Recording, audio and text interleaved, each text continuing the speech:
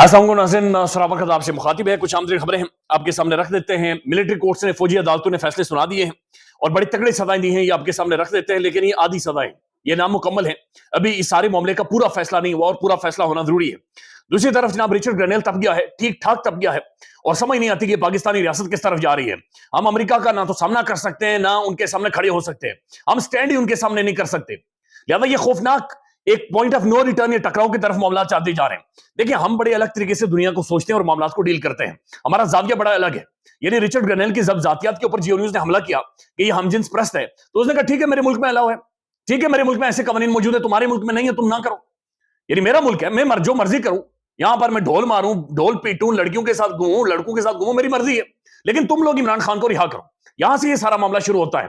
फिर American embassy को उसने कटारे में लाकर खड़ा कर दिया कि अमेरिकन एम्बेसी ने ट्वीट किया था कि असल में गुंडा एक जो अमेरिका के अंदर मौजूद है, ट्रंप, उसे शिकस्त हुई है और ये कोई बदमाश है, डिक्टेटर है, फलाना ढिमकान। उसको अरस्तु साहब ने, एहसन इकबाल साहब ने ट्वीट किया और फिर अमेरिकन एम्बेसी ने रीट्वीट किया। इसके ऊपर अमेरिका के अंदर रोला पड़ा हुआ है कि ये जो इस्लामाबाद में अमेरिकी एम्बेसी है, इन्हें कटारे में लेकर आए कि जनाब ये असल में इसका क्या रोल रहा है, ये क्या किरदार अदा करती रही है और ये किस तरीके से पाकिस्तान में मामला चले। फिर नजम सेठी साहब, नजम सेठी आप जानते हैं उनकी रेपुटेशन क्या है।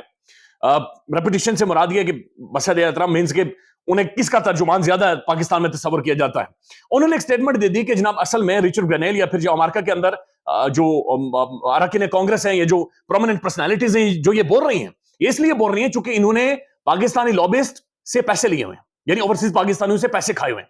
अब देखें, दुनिया इसे गाली तस्वर करती है। अगर आप किसी को दुनिया भर में जाकर कह देना मुअज़्ज़ज़ माशरू में कि इसने 10 रुपए का एक ढेले का घपला किया हुआ है, वो इसे गाली तस्वर करती है, वो इसे अपनी तौहीन तस्वर करती है, वो इसके ऊपर रिएक्ट करती है, वो मुंह तोड़ के रख देती है इस बात के ऊपर। ये पाकिस्तान में तो बड़ा आसान है ना, एक ऐसी मखलूक मौजूद है जो कहती है खाता है तो लगाता भी है।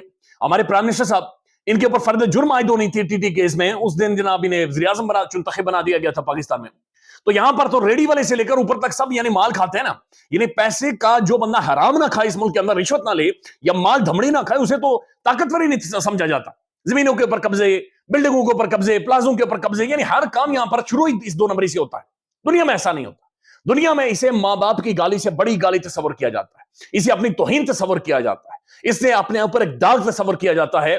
इसी वजह से जो ही नजम सेठी साहब अपने प्रोग्राम में इस हवाले से बातचीत करते हैं और इसमें रिचर्ड ग्रेनेल का भी वो नाम लेते हैं, उसके बाद जो पाकिस्तानीज हैं, सोशल मीडिया है, उसने तो जनाब उस स्टेटमेंट को उठाया, उसे ट्रांसलेट किया, बार बार उसे टैग किया, रिचर्ड ग्रेनेल को टैग करके जनाब उसे बताया कि जनाब huge claim, journalist allegedly close to the American embassy accuses Richard Grenell of tweeting about Imran Khan due to the financial ties with the Pakistani diaspora via lobbyist. Quite an allegation. यानी ये इन्होंने रोला डाल दिया overseas पाकिस्तानियों ने, या पाकिस्तान में जो लोग थे, कि जनाब ये तो रोला डाल गए, ये जनाब क्या कह रहे हैं कि आपने तो पैसे लिए हुए हैं। इसके ऊपर रिचर्ड ग्रेनेल हैरान हो गया, तो चूंकि उसे ज़ाहिर है लाखों में मैसेज आना शुरू हो गए कि जनाब तू पैसे पकड़े हैं, पैसे पकड़कर तू दलाली कर रहा है इस तरह की। उसने ट्वीट किया कि हु इज दिस जर्नलिस्ट, बंदा कौन है। सेठी साहब को देखकर उसने कहा बंदा कौन है। तो इसके ऊपर ज़ाहिर ओवरसीज पाकिस्तानियों ने और पाकिस्तानियों ने बताया कि बंदा कौन है। उन्होंने जनाब सारा कट्ठा चट्टा खोला कि मियां साहब के दौर में इन्हें पीसीबी के ओहदे दिए गए, ये मियां साहब के साथ जाकर रोटियां खाते हैं, माल बनाते हैं, धमड़ी बनाते हैं। इदारों के साथ भी ये क्लेम करते हैं कि इनके बड़े क्लोज टाइज हैं, इदारों की शख्सियात के साथ भी बड़े क्लोज टाइज हैं, ये क्लेम करते हैं। उसके बाद उसने रिचर्ड ग्रेनेल ने इन्हें टैग करते हुए लिखा टोटल बुलशिट, यानी पागल आदमी है, ये बिल्कुल सठियाया हुआ बंदा है। लेकिन ये मामला बहुत सीरियस है।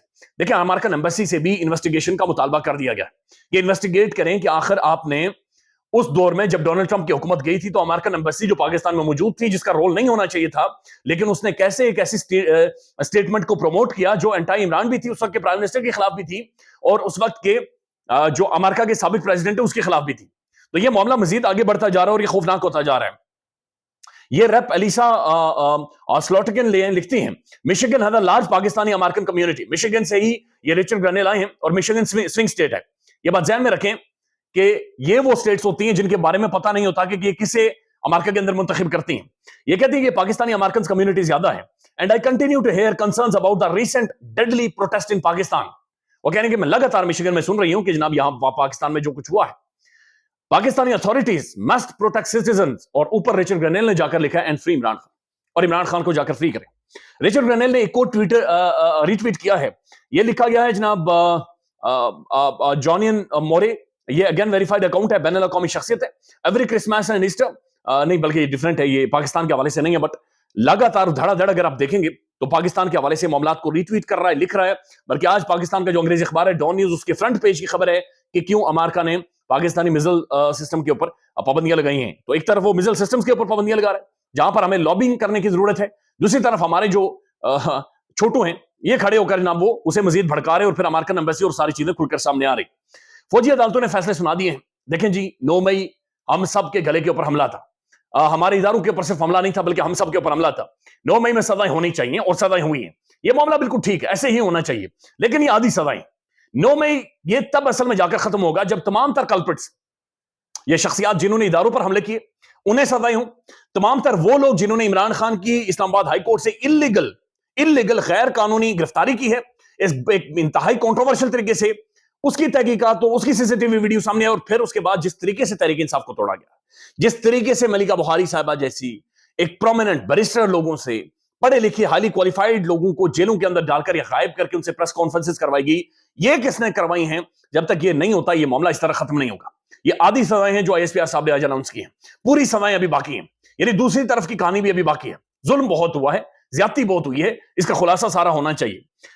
9 مئی میں ملوث مجرمان کو سزائیں سنا دی گئی ہیں. D G I S P R کے مطابق اس دن قوم نے سیاسی طور پر ابھارے گئے اشتعال انگیز تشدد اور جلاؤ گھیراؤ کے افسوسناک واقعات کا مشاہدہ کیا جو پاکستان کی تاریخ میں ایک سیاہ باب کے طور پر دیکھا جا رہا ہے. آئی ایس پی آر نے مزید کہا کہ یہ پرتشدد واقعات پوری قوم کے لیے ایک شدید صدمہ تھے. اس یوم سیاہ کے بعد تمام شواہد اور واقعات کی باریک بینی سے تفتیش کی گئی اور ملوث ملزمان کے خلاف ناقابل تردید شواہد جمع کیے گئے. فوجی عدالتوں سے ان سیویلینز کو زیادہ سے زیادہ 10 سال قید با مشقت کی سزا سنائی گئی ہے. جان محمد, عمران محبوب, راجہ محمد احسان, رحمت اللہ, انور خان, محمد افاق خان, داؤد خان, فہیم حیدر, زاہد خان, یاسر نواز, عبد الحادی, علی شان, عمر فاروق, بابر جمال, محمد حاشر خان, محمد عاشق خان, خرم شہزاد, محمد بلال, سعید عالم, لائق احمد, علی افتخار, ضیاء الرحمان, عدنان احمد, شاکر اللہ, جنہیں 10 سال کی سزائیں سنائی گئی ہیں. پھر بہت سارے قیدی ایسے ہیں جنہیں 2 سال کی سزائیں سنائی گئی ہیں, پھر کچھ کو 4 سال کی سزائیں سنائی گئی ہیں. اب اس کے اوپر ثاقب بشیر صاحب لکھتے ہیں سپریم کورٹ کی اجازت کے بعد 9 مئی کیسز ٹرائل کا فیصلہ سنا دیے گئے ہیں. سپریم کورٹ کی اجازت کے بعد ملٹری کورٹس نے 9 مئی کے 25 ملزمان کو سزائیں سنا دی ہیں. 14 ملزمان کو 10 سال قید کی سزا ہوئی ہے, 11 کو 9 سال 7 کچھ کو 5 سال قید کی سزائیں سنائی گئی ہیں, کچھ کو 2 سال اور 4 سال کی سزائیں بھی ہیں. لہذا بہت ساروں کا ٹائم مکمل ہو چکا ہے, ایک لمبے ٹائم سے وہ لوگ جیلوں کے اندر موجود ہیں اور بہت ساروں کی رہائی بھی ہو جائے گی. لیکن بہرحال یہ سزائیں سنا دی گئی ہیں. اب وہ اپیل بھی کر سکیں گے, اب انہیں جیل میں شفٹ کر دیا جائے گا, ان کے گھر والے ان سے مل سکیں گے. لہذا چیزیں کچھ قدر آسان بھی ان کے لیے ہوئی ہیں اور یہ سزائیں ضروری بھی تھی. دیکھیں اس کا خلاصہ ہونا چاہیے, 9 مئی کا لازمی ہونا چاہیے, لیکن یہ آدھا نہیں ہونا چاہیے, پورا ہونا چاہیے کہ 9 مئی والے دن جو 3 بجے کے بعد ہوا, ہمارے اداروں پر حملے کیے گئے, اس کی سزائیں ہو گئی ہیں. اس سے پہلے کیا ہوا یہ ضروری ہے. یہ ضروری ہے کہ جب عمران خان صاحب کو اسلام آباد ہائی کورٹ سے جس طریقے سے گرفتار کیا گیا تھا اور یہ سارے معاملات چلے تھے. ایک اور خبر آ رہی ہے اور یہ بڑی خبر ہے. محترم جناب یہ منصور علی شاہ صاحب ہیں جنہوں نے پاکستان کا چیف جسٹس ہونا تھا, لیکن ظاہر ہے ایک ٹائم تک خاموشی, اور پھر جس طریقے سے پاکستان کے اندر آئینی ترمیم کی گئی اور جس طریقے سے ججز صرف منہ سے ہلکا ہلکا بولتے رہے, میوزک بجاتے رہے, لیکن بہرحال انہوں نے ترمیم ہونے دی ہے, تو پھر جسٹس یحییٰ آفریدی صاحب پاکستان کے چیف جسٹس بن گئے. اب جو جوڈیشل کمیشن آف پاکستان کا اجلاس ہے اس کے حوالے سے آنریبل جسٹس منصور علی شاہ صاحب نے چند اہم ترین سوالات اٹھا دیے ہیں, بلکہ پری ریکویزٹ ہے. انہوں نے کہا جناب یہ پہلے اس معاملے کو طے کریں. جیسے منصور علی شاہ صاحب نے خط لکھا ہے اور خط میں انہوں نے وضاحت دیتے ہوئے کہا ہے کہ آئینی بینچ میں ججز کی شمولیت کا معیار طے ہونا چاہیے. یعنی جو آئینی بینچ آئین کی تشریح کریں, کانسٹیٹیوشن آف پاکستان کی تشریح کریں, اس میں جو ججز شامل ہوں ان کی شمولیت کا معیار طے ہونا چاہیے. دیکھیں ججز نا ڈفرینٹ ہر طرح کے ہوتے ہیں, مختلف طرح کی پریکٹس یا مختلف طرح کی قابلیت لے کر آتے ہیں. اب منیب اختر صاحب ہیں, یہ انہیں تصور کیا جاتا ہے ان کے بارے میں کہ گھاگ قسم کے کانسٹیٹیوشنل ایکسپرٹ ہے, یا کانسٹیٹیوشن کے اوپر ان کی بالکل جڑیں ہیں. ہم نے اکثر چیزوں میں دیکھا کہ یہ 150-200 سال پرانے کانسٹیٹیوشنز اور مختلف مثالیں دے رہے ہوتے ہیں. اور ایک ممکنہ معیار یہ ہو سکتا ہے کہ کسی جج نے آئینی تشریح کے کتنے فیصلے لکھے, آئینی تشریح کے کتنے فیصلے. انہوں نے ایک اور خط میں یہ نشاندہی کی کہ جوڈیشل کمیشن بغیر کسی واضح معیار کے سپریم کورٹ اور سندھ ہائی کورٹ میں آئینی بینچ تشکیل دے چکا ہے. علاوہ ازیں انہوں نے ججز کی تعیناتی کے رولز پر بھی اپنی مجموعی رائے بھی پیش کی ہے. ان کا یہ کہنا ہے کہ جناب 26ویں آئینی ترمیم, پھر جو کانسٹیٹیوشنل بنچز ہیں ان میں ججز کا جو معیار ہے, اور اس کا خلاصہ یہ کرنا چاہیے, دیکھنا یہ چاہیے, میرٹ یہ دیکھنا چاہیے کہ کس جج نے کتنی زیادہ کس طرح سے کانسٹیٹیوشنل معاملات کے اوپر تشریح کی. پھر جا کر جناب یہ فیصلے کریں معاملات کو آگے لے کر جائیں. ویری انٹرسٹنگ چیزیں آگے موو کر رہی ہیں. خیال رکھیے گا, مزید اپڈیٹ کریں گے. اللہ حافظ.